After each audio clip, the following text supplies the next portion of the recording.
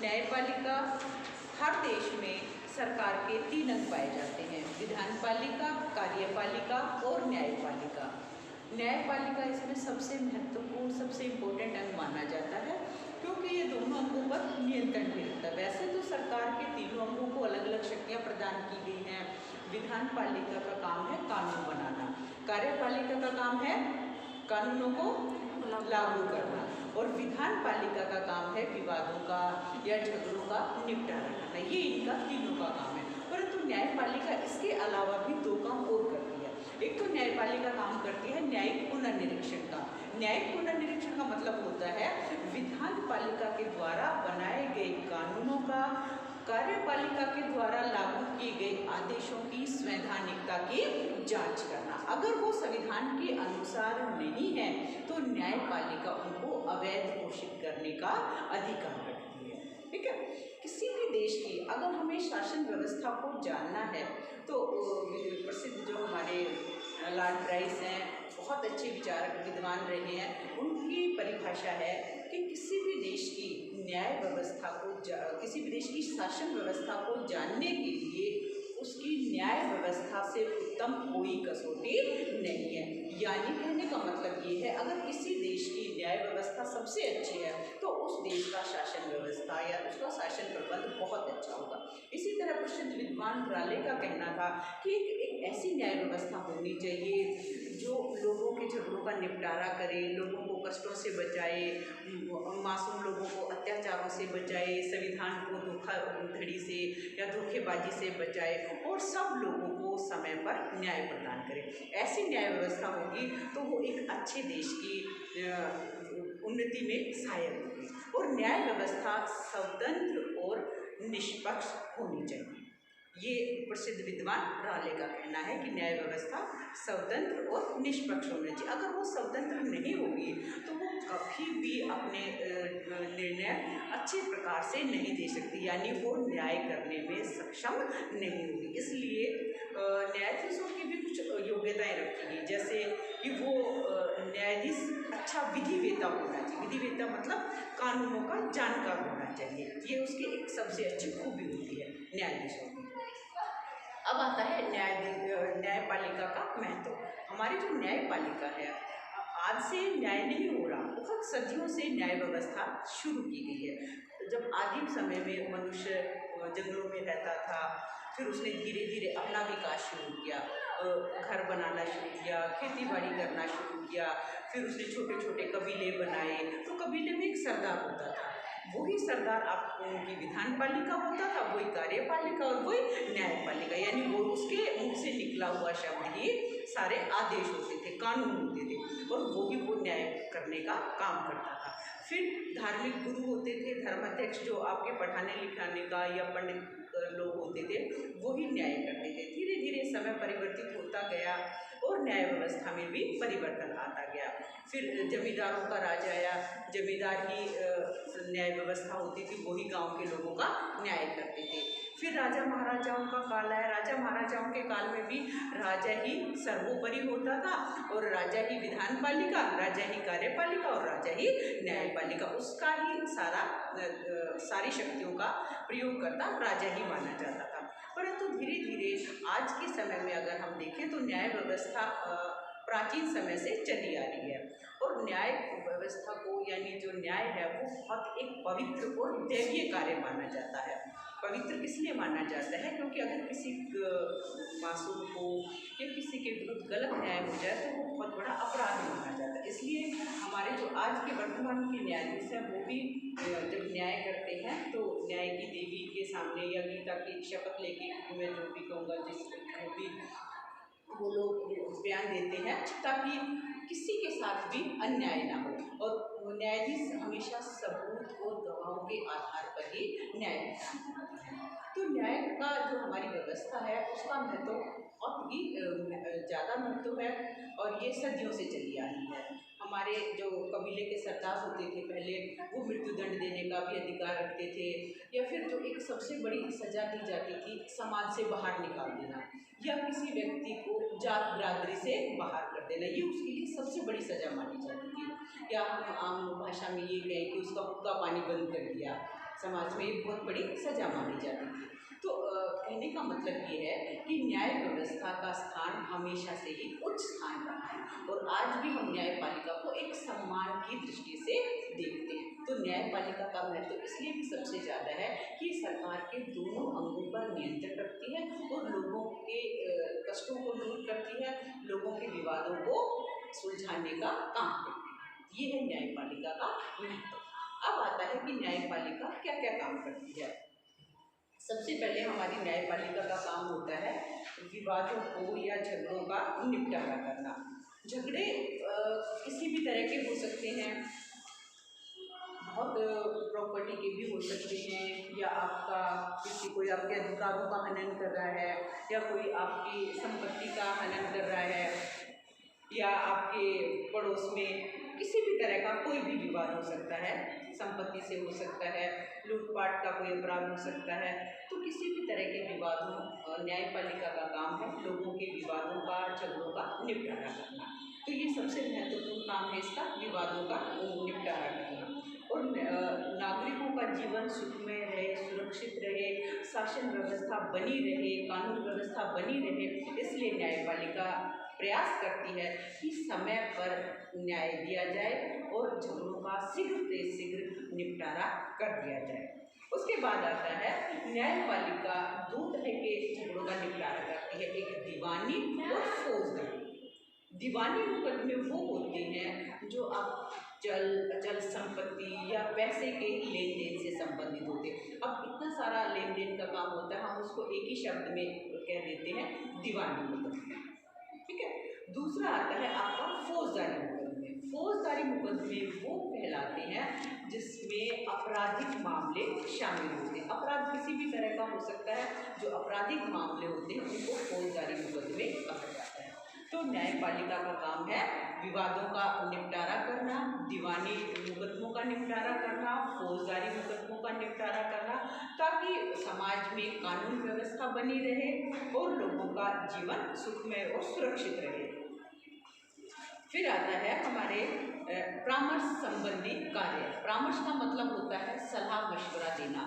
जैसे भारत का राष्ट्रपति सर्वोच्च न्यायालय के मुख्य न्यायाधीश से सलाह लेता है, परंतु यहाँ एक बात ध्यान देने योग्य है कि राष्ट्रपति उसकी सलाह मानने के लिए बाध्य नहीं है। राष्ट्रपति मंत्रिपरिषद ने अगर कोई सलाह दी है तो उसको मानने के लिए तो वो बाध्य है, उसके अनुसार वो काम करने के लिए बाध्य है, परंतु सर्वोच्च न्यायालय के न्यायाधीश की सलाह मानने के लिए वो बाध्य नहीं है। तो राष्ट्रपति जब चाहे जिस भी काम के लिए सर्वोच्च न्यायालय के मुख्य न्यायाधीश से सलाह मशवरा ले सकता है किसी भी विषय पे। जैसे बाबरी मस्जिद पर राष्ट्रपति ने सुप्रीम कोर्ट से परामर्श मांगा था, अयोध्या मंदिर के मामले पर परामर्श मांगा था। तो ये राष्ट्रपति सर्वोच्च न्यायालय का न्यायाधीश समय समय पर भारत के राष्ट्रपति को परामर्श देता रहता है। फिर आता है संविधान का रक्षक। हमारा जो सर्वोच्च न्यायालय है या हमारी जो न्याय व्यवस्था है वो संविधान की रक्षक मानी जाती है। रक्षक का मतलब होता है पूरे संविधान की रक्षा करना। अब संविधान की रक्षा कैसे की जाती है? संविधान की विधान पालिका के द्वारा बनाए गए कानूनों की और कार्यपालिका के द्वारा लागू किए गए कानूनों की या आदेशों की संवैधानिकता की जांच करना। अगर वो कानून संविधान के अनुकूल नहीं है या संविधान की किसी भी धारा का, किसी भी भाग का उल्लंघन करते हैं तो सर्वोच्च न्यायालय उस धारा को अवैध करने का अधिकार रखता है। ये कहलाता है संविधान का रक्षक। उसके बाद आता है संविधान की व्याख्या करना। अब हमारे संविधान की व्याख्या करने का अधिकार, रक्षा करने का अधिकार सर्वोच्च न्यायालय को प्रदान किया गया है।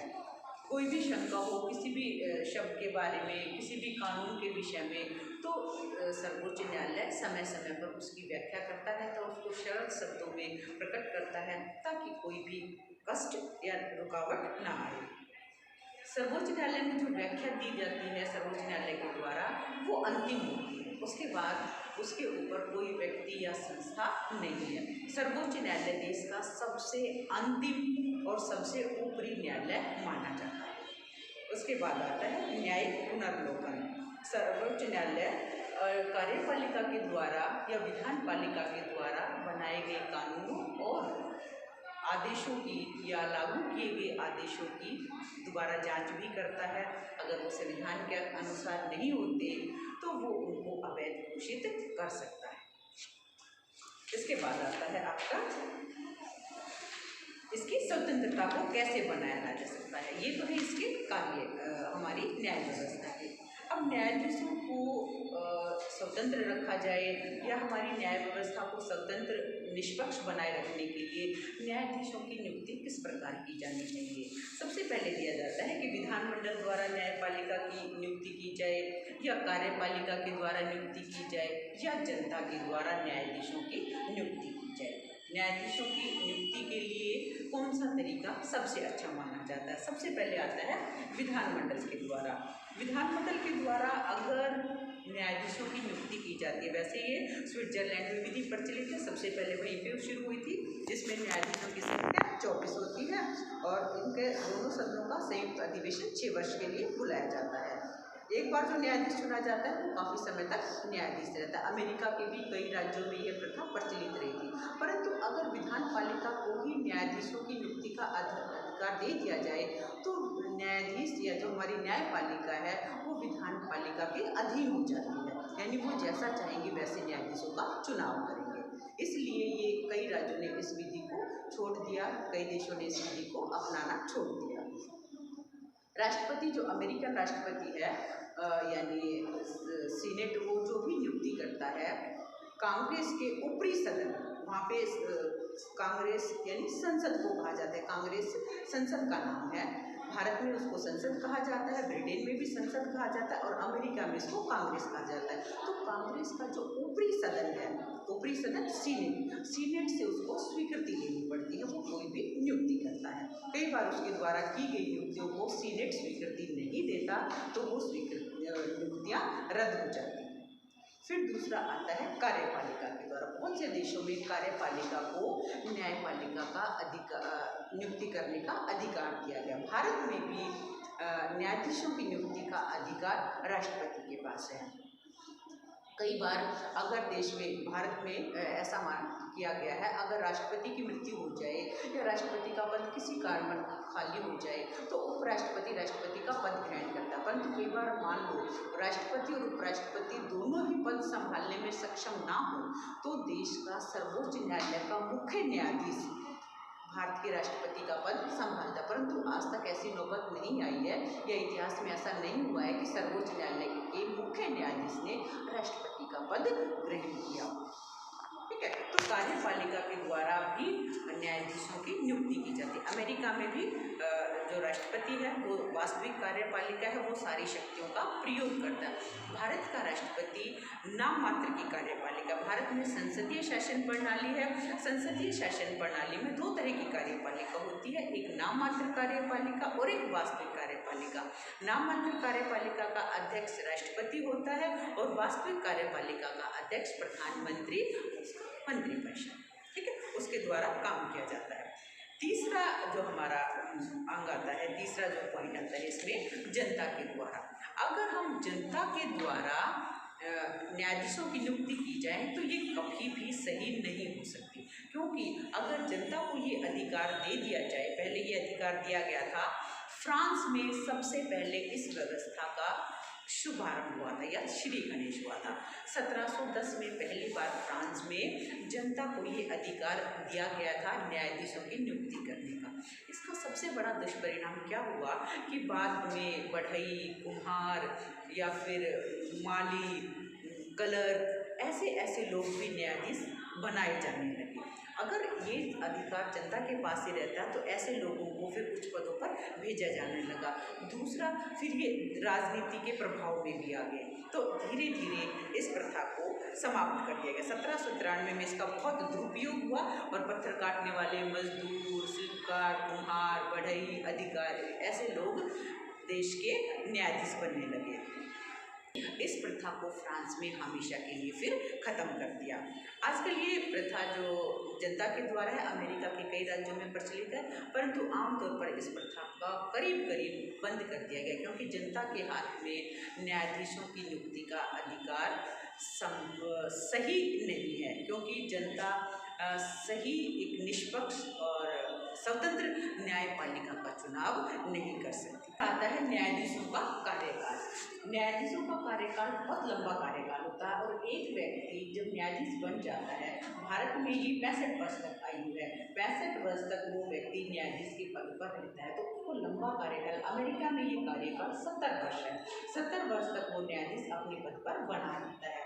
लंबा कार्यकाल भी न्यायाधीशों की स्वतंत्रता को बनाए रखने में सहायक है, क्योंकि इतना लंबा कार्यकाल है, उसको अच्छा खासा वेतन मिलता है। भारत में मुख्य न्यायाधीश को करीब करीब 2,80,000 रुपये मासिक वेतन दिया जाता है। इसके अलावा उसको बहुत सी अन्य सुविधाएँ भी दी जाती हैं, तो लंबा कार्यकाल भी न्यायाधीशों की स्वतंत्रता में सहायक है।